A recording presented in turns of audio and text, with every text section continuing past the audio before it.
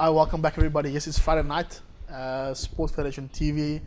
Then Julius standing in for Lenik Chetty, who's away on business. And thanks to the guys from Tug of War who are preparing for a World Championship out at Camps Bay in a couple of weeks. As promised, this evening, our final guests or our final slot is no stranger to Sports Federation TV. It's Helderberg Football Club, the owner / head coach, director of coaching, Mr. Ryan Cullis. Good evening, Ryan. Good evening. Thanks for having us again. Good to have you. And then Sichle, one of the star players of Helderberg. Ryan, obviously you guys started 9 months ago. An amazing Cinderella story for you guys in your first season. Talk us through what an amazing journey it's been for this last 9 months. It's been very exciting. I'd set objectives obviously out before the time, and obviously I'd hoped to achieve it in the first season. I didn't realize that we would be in touching distance of actually winning the league to get promoted. We have been promoted. And this is with 2 losses at the beginning of the season. You guys are 1 win away from achieving the ultimate dream, if you want to call it that, in your first season. It's first against second in 2 weeks' time. Winner takes all to win the league. We got promotion last Saturday with the game that we won. Okay. The second round of the season, we've won every game. So we came on strong, but naturally that's because the team started to gel, guys started to know how each other plays. So that's quite a logical thing. So talk us through the challenges that you obviously faced, but also like how you have overcome this challenge as a new club, as established club. Many guys out there wanting to get involved or wanting to start up something or wanting to be that. What post-moratorium, if I can call it that, would you go post-mortem? Would you go and say, this is where we had the challenges and this is how we overcome it?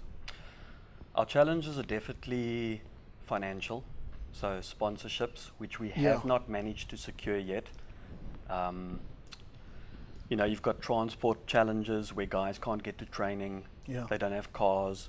So you guys arrive at training with 10 guys hanging out of a car, that kind of thing. Washing of kit, it sounds simple, but these guys are not sitting with washing machines and that, so it falls on me, of course, so it ends up at a laundry, there's costs involved. Every match there's referee fees, so it becomes a constant financial pressure, which I knew before the time. But yes, I've got empty pockets and I'm funding it wherever I can. These guys are not paying big subs for the season. But what makes it worth it, I think, or makes it easier is the passion.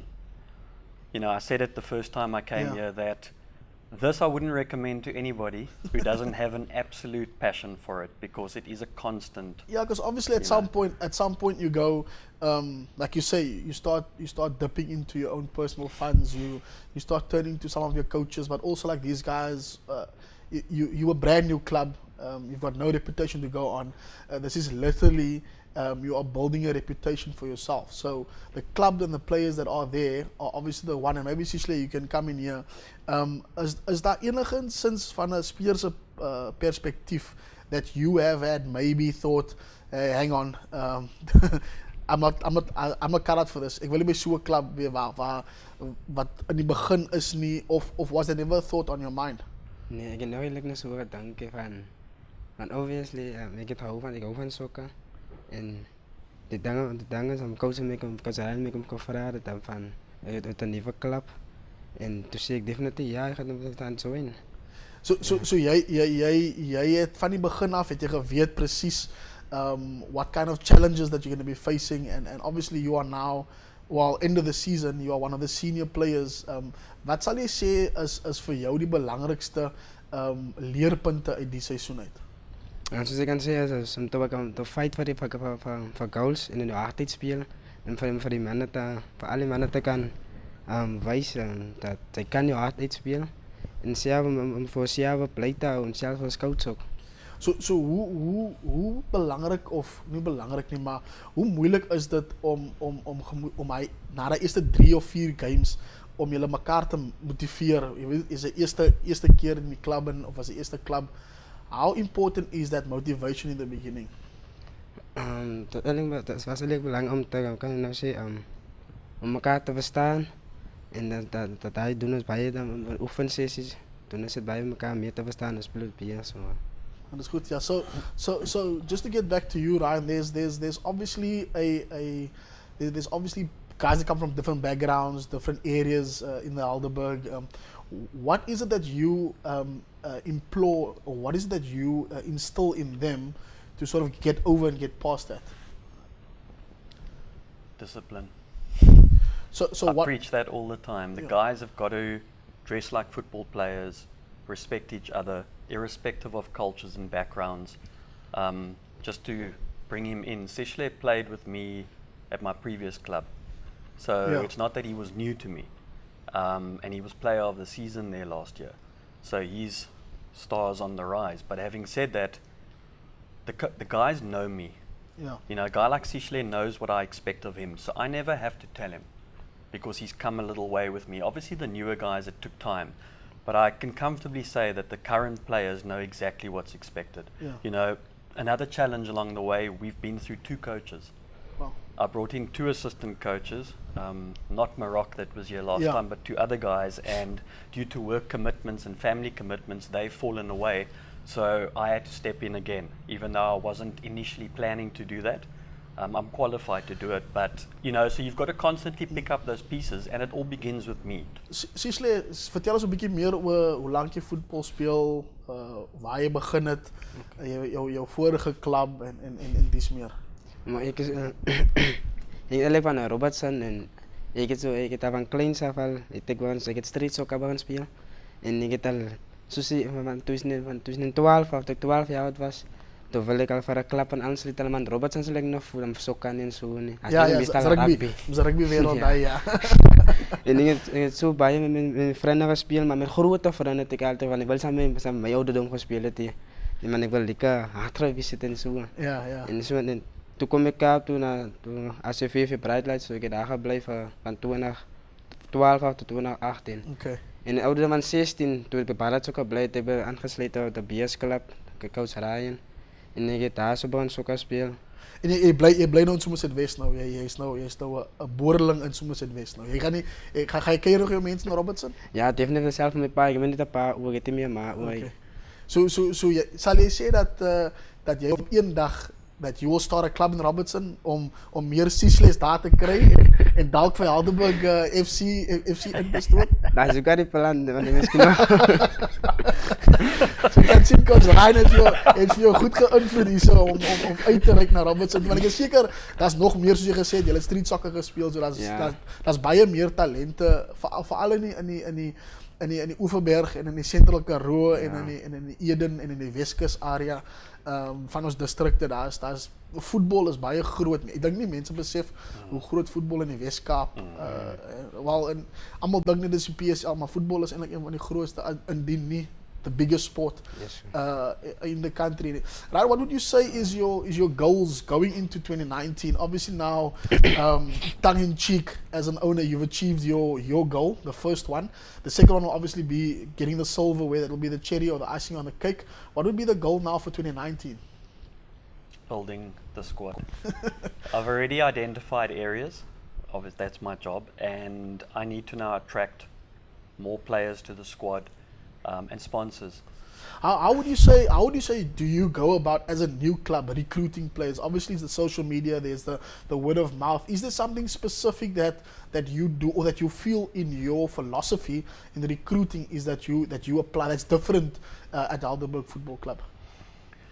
I think it's being out in the community, not sitting in a glass house thinking players will just come to you. So I spend a lot of time on the ground level and interacting with communities and people, and I get a vast amount of guys wanting to come and play and wanting to come and trial. So trials will be the first step. We didn't do it the first season, but the second season we'll definitely have a trials stage where I can have a look at various players, and then also looking at guys that are 16 years old that have come up from juniors, because I have a junior structure, a couple of them that can be integrated slowly, and so it's your passion, so you eat, sleep and drink football. So everywhere I go, people know I'm the football guy, so they talk to me, oh, my son is 17, can he come and train? and everyone's welcome. That's for me the key, is it's all-inclusive community club. So we are not an elite club. Yeah. Everybody's welcome to come join. And then you guys don't have a base at the moment yet? Or we're still training at Radloff Park, which is, as I've mentioned before, very challenging because we don't have lights. So we end up training weekends. Yeah. A lot of these guys don't manage the Sunday session due to family commitments, church, all those things, which I understand. Of course. But ideally, training once a week is not good enough. So next season, in the first division, we're going to have to train a lot more. Yeah. What do you say is your immediate need right now? Like, obviously, you've mentioned the few, but what do you say the top 3 stuff that you need, that Helderberg FC needs to be in the Castle, the SAB League in the next 3-4 years? Definitely kit. Yep. As usual. Equipment. Guys don't realize what balls cost. You know, you can go buy a ball for 150 Rand and it might last you for 4 months. So if you buy another one in 4 months. Yeah, you need a little bit better quality because the guys train hard with the stuff. And you need 20 balls, you know, not 5. So it's a lot of money. So I'm not asking for handouts. Yeah. I'm not asking for cash.